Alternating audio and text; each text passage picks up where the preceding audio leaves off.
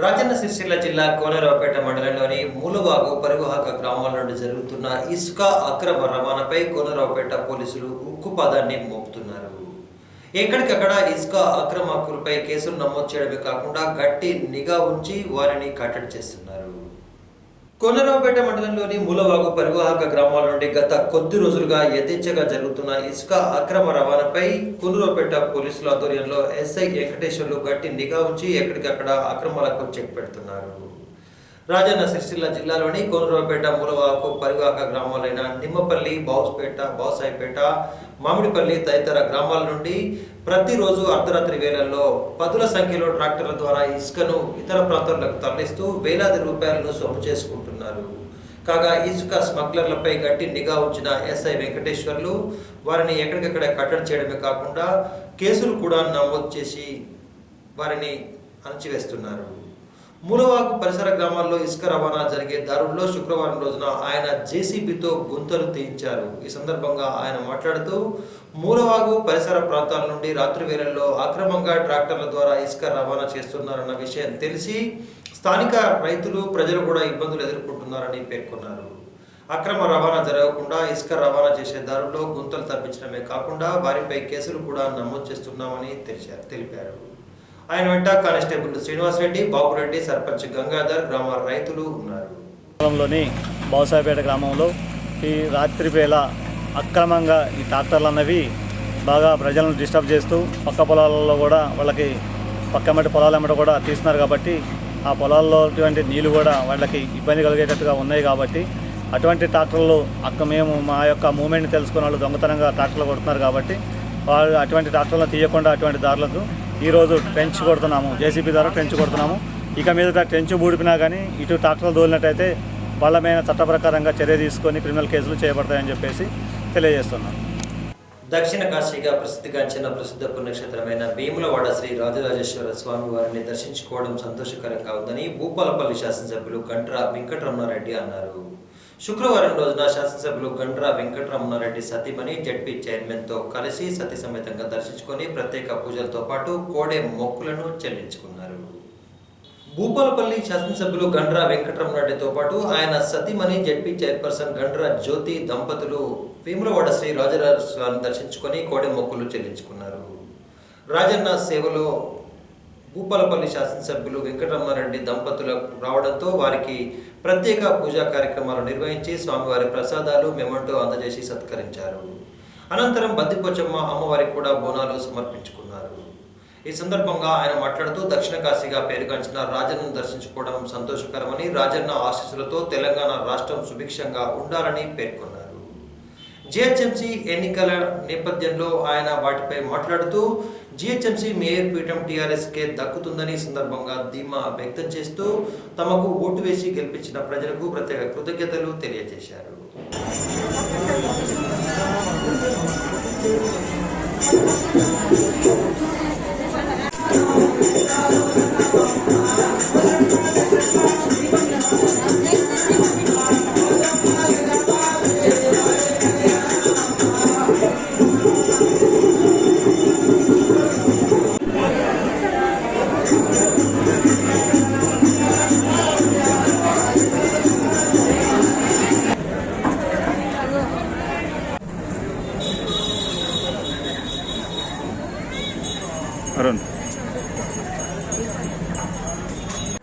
తెలంగాణ రాష్ట్రంలోనే అత్యంత నమ్మకం కలిగినటువంటి దేవుడు వేములవాడ రాజరాజేశ్వర స్వామి దేవుని సన్నిధిలో ఈరోజు మా కుటుంబ సమేతంగా రావడం జరిగింది.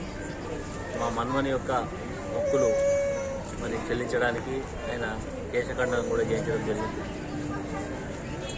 తెలంగాణ రాష్ట్రం వచ్చిన తర్వాత చాలా అభివృద్ధి వేములవాడ ఆలయం జరగడం, అదేవిధంగా గౌరవ ముఖ్యమంత్రి గారి ఆలోచనకు అనుగుణంగా కాళేశ్వరం ప్రాజెక్టు నీళ్లను ఎప్పుడు కూడా ఈ ప్రాంతం అంతా కూడా నీళ్లు లేనటువంటి పరిస్థితి వస్తూ ఉంటే మొత్తం నీళ్లతో నిండిపోయింది. ఇది తెలంగాణ రాష్ట్రం వచ్చిన తర్వాత సాధించుకున్నటువంటి ప్రగతిలో భాగం. రాబో రోజుల్లో తెలంగాణ రాష్ట్రం ముఖ్యంగా వ్యవసాయ రంగంలో అగ్రగామిగా ఉంటుంది. తెలంగాణ రైతాంగం అంతా కూడా సంతోషంగా ఉంటుంది. రైతులందరూ కూడా స్వామివారిపైన నమ్మకం, వారు పండించినటువంటి ధాన్యాన్ని కొంత భాగాన్ని స్వామివారికి సమర్పించుకోవడం ఆనవాయితీ. ఖచ్చితంగా రాబో రోజుల్లో ఇంకింత అభివృద్ధి చెంది మరి స్వామివారి ఆశీస్సులతో తెలంగాణ రాష్ట్రం పురోగతి సాధిస్తారని ఆశాభావాన్ని వ్యక్తం చేస్తూ ఈరోజే గ్రేటర్ హైదరాబాద్ ఎన్నికల ఫలితాలు వస్తున్నాయి. గౌరవ ముఖ్యమంత్రి గారి పనితీరుకు నిదర్శనంగా ఎన్నికల్లో గణనీయమైనటువంటి సీట్లు సాధించి సవాళ్లు చేసిన చాలామంది నాయకులు ఢిల్లీ నుంచి వచ్చి ఇలా ఒక రాష్ట్ర ప్రభుత్వం పైన ఢిల్లీలో ఉండేటువంటి అగ్రశ్రేణి నాయకులందరూ కూడా వాళ్ళ సహకారం ఇవ్వకపోగా రాష్ట్రం మీద దండయాత్ర చేసినట్టు వచ్చింది. అయినప్పటికీ ప్రజలు చాలా సున్నితంగా వారిని తిరస్కరించి మళ్ళీ మరొక్కసారి కేసీఆర్ గారి నాయకత్వానికి, కేటీఆర్ గారి నాయకత్వానికి పట్టం కట్టడానికి హైదరాబాద్ ప్రజలు సిద్ధంగా ఉన్నారని సందర్భంగా తెలియజేస్తున్నారు. అందరికీ మరొకసారి శుభాకాంక్షలు. రాజన్న సిరిసిల్ల జిల్లా రుద్రంగి మండల కేంద్రానికి చెందిన దుబాయ్ ప్రవాస భారతీయుల సంక్షేమ సంఘం ఆధ్వర్యంలో నిర్మించిన ఇందూరు పోచమ్మ ఆలయంలో అమ్మవారి విగ్రహ ప్రతిష్ట బోనాల కార్యక్రమాన్ని శుక్రవారం రోజున అత్యంత భక్తి శ్రద్ధలతో వైభవంగా నిర్వహించారు. ఇందూరు పోచమ్మ అమ్మవారి ఆలయ ప్రతిష్ట సందర్భంగా అనేక మంది మహిళలతో ఏర్పాటు చేసిన బోనాల ఊరేగింపు విశేషంగా ఆకట్టుకుంది. రుద్రంగి దుబాయ్ సంక్షేమ సంఘం ఆధ్వర్యంలో ఇందూరు పోచమ్మ విగ్రహ ప్రతిష్ట బోనాల కార్యక్రమాన్ని ఘనంగా నిర్వహించారు. మండల కేంద్రానికి చెందిన దుబాయ్ సంక్షేమ సంఘం ఆధ్వర్యంలో నూతనంగా నిర్మించిన ఆలయంలో శుక్రవారం రోజున ఇందూరు పోచమ్మ విగ్రహాన్ని ప్రతిష్ఠించారు. అనంతరం గ్రామస్తులందరూ కలిసి బోనాలను నెత్తిన ఎత్తుకొని డప్పు చప్పులతో ఊరేగింపుగా ఆలయానికి చేరుకొని అమ్మవారికి నైవేద్యాలు సమర్పించి కొబ్బరికాయలు కొట్టి మొక్కులు చెల్లించుకున్నారు.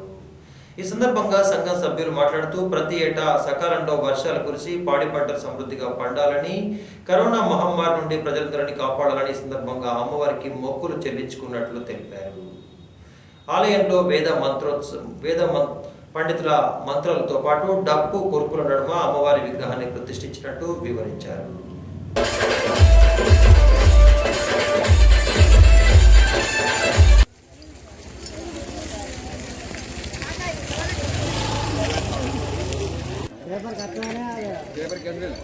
పేపర్ కైతే తీయండి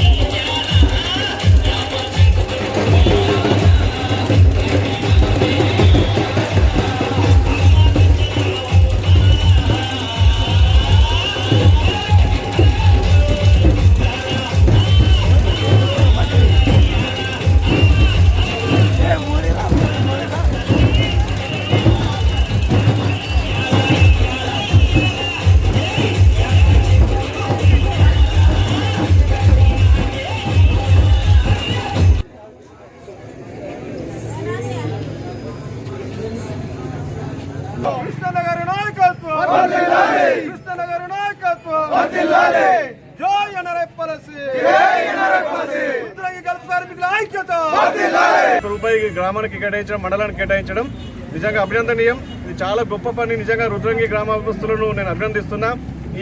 ఇంత అక్కడ కాయకష్టం చేసి సంపాదించిన సొమ్ములో ఇక్కడ దాదాపుగా ఈరోజు పోచమ్మ గుడి కట్టి ప్రతిష్టాపనకు ఈరోజు నన్ను పిలిచిళ్ళు.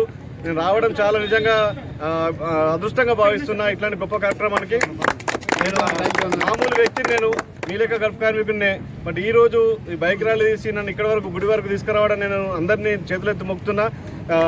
ముఖ్యంగా రుద్రంగి గల్ఫ్ ఎన్ఆర్ఐలు, గల్ఫ్ కార్మికులు అక్కడైతే ఏదైతే కష్టం చేసి పోచమ్మ గుడి 10 లక్షల పైన ఖర్చు పెట్టి ప్రతిష్టాపనకు పూనుకున్నారో నిజంగా గొప్ప విషయం. అదేవిధంగా పాత పోచమ్మ గుడి కూడా షెడ్డుకు ఖర్చు పెట్టిన 3 లక్షల వరకు.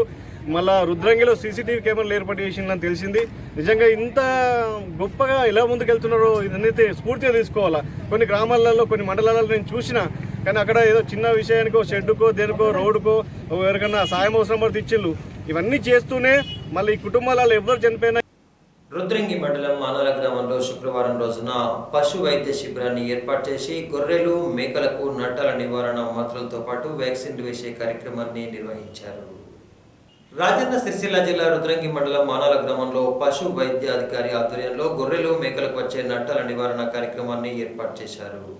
కార్యక్రమాన్ని జడ్పీటీసీ గట్ల మీనేతో పాటు వైస్ ఎంపీపీ భూమయ్య, స్థానిక సర్పంచ్ అల్లూరి మానస తిరుపతిలో ప్రారంభించారు. ఈ సందర్భంగా పలు గొర్రెలు, మేకలకు నట్టల నివారణ మందులను కూడా అందజేశారు. అనంతరం జడ్పీటీసీ గట్ల మీనయ్య మాట్లాడుతూ రైతులు తమ పశువులకు ఖచ్చితంగా నట్టల నివారణ మందులు వేయించాలని, గొర్రెలు, మేకల్లో రోగనిరోధక శక్తి పెరగడానికి ఇది దోహదపడుతుందని పేర్కొన్నారు. కార్యక్రమంలో పశు వైద్యాధికారి శైలజ్తో పాటు గ్రామస్తులు జక్కు మోహన్, శ్రీనివాస్, రైతులు హాజరయ్యారు. రుద్రంగి మండల కేంద్రంలోని మానాల గ్రామంలో తెలంగాణ రాష్ట్ర ప్రభుత్వం మరి గొర్రె పిల్లలకు, మేక పిల్లలకు నట్టల నివారణార్థమై మరి ఈరోజు మందు ఇవ్వడం జరిగింది. ఈ కార్యక్రమానికి మనం ఆహ్వానించిన డాక్టర్ గారికి, అదేవిధంగా గ్రామ సర్పంచ్ గారికి, వైస్ ఎంపీపీ గారికి, శాఖ చైర్మన్ గారికి, ఇక్కడికి వచ్చిన యాదవ సోదరులకు మరి పేరు పేరున నమస్కారాలు తెలుపుకుంటూ, తెలంగాణ రాష్ట్ర ప్రభుత్వం ఏర్పడిన తర్వాత అన్ని కుల వృత్తులను కూడా మరి ప్రోత్సాహకాలు ఇచ్చుకుంటూ మరి గొల్ల కుర్మ సోదరులకు కూడా మరి మేక పిల్లలు, గొర్రె పిల్లలు పంపించేసుకుంటూ వాటికి అనారోగ్యం కలగకుండా మరి టీకాలు, ఇటు నట్టలకు నివారణ మందులు కూడా ఇవ్వడం జరుగుతూ ఉంది. మరి ఏ రాష్ట్రంలో లేని విధంగా మన తెలంగాణ రాష్ట్ర ప్రభుత్వం ఇటు అభివృద్ధితో పాటు సంక్షేమ పథకాలు ప్రవేశపెట్టి అభివృద్ధి పరుస్తున్న తరుణంలో, అంతేకాకుండా మరి ఈ గొర్రె పిల్లలు, మేక పిల్లలకు నట్టల నివారణ ఏదైతే ఉన్నదో ఖచ్చితంగా కూడా గొల్ల కుర్మ సోదరులు ప్రతి ఒక్కళ్ళు కూడా దీన్ని వినియోగించుకోవాలి. ఎందుకంటే ఆ మేక, గొర్రె పిల్లలు పెరగడానికి ఇదే నట్టలుంటే వేటు తక్కువ వస్తుంది, వేటు ఎక్కువ రావడానికి ఇది దోహదపడుతుంది. కాబట్టి ప్రతి ఒక్కళ్ళు కూడా మరి సోదరులందరూ కూడా దీన్ని సద్వినియోగం చేసుకోవాలని ఈ సందర్భంగా తెలుపుకుంటూ, ఇక్కడికి ఆహ్వానించిన ప్రతి ఒక్కరు కూడా పేరు పేరున ధన్యవాదాలు, కృతజ్ఞతలు తెలుపుకుంటూ జై తెలంగాణ. రాజన్న సిరిసిల్ల జిల్లా రుద్రంగి మండలంలోని మానాల ఘాట్ రోడ్లో శుక్రవారం సాయంత్రం వరికోత యంత్రం బోల్తా పడ్డ ఘటన చోటు చేసుకుంది. వరికోత యంత్రం బ్రేకులు ఫెయిల్ అవడం వల్లనే ఘటన జరిగినట్లు పోలీసులు తెలిపారు. రుద్రంగి మండలంలోని మానాల నుండి రుద్రంగి వెళ్లే క్రమంలో ఘాట్ రోడ్డుపై హార్వెస్టర్ బోల్తాపడ్డ ఘటన శుక్రవారం చోటు చేసుకుంది. స్థానికులు, పోలీసులు తెలిపిన వివరాల ప్రకారం వీరుని తండాకు చెందిన గుగ్లోత్ లక్పతి అనే వ్యక్తికి చెందిన హార్వెస్టర్ రుద్రంగికి కోతల నిమిత్తం వస్తున్న సమయంలో ఘాట్ రోడ్డుపై హార్వెస్టర్ బ్రేకులు ఫెయిల్ అవడంతో బోల్తా పడింది. ప్రమాదం వల్ల హార్వెస్టర్ యాజమానికి తీవ్ర గాయాలయ్యాయి. వెంటనే అతన్ని ఆసుపత్రికి తరలించి చికిత్స నిర్వహిస్తున్నట్లు పోలీసులు తెలిపారు.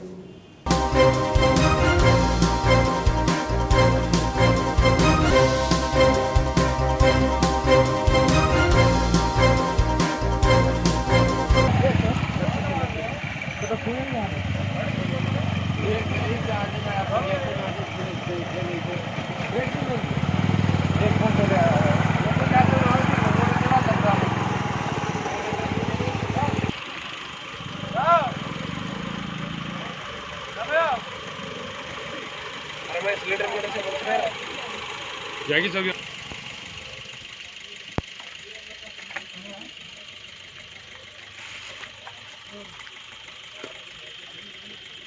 टायर कड़ा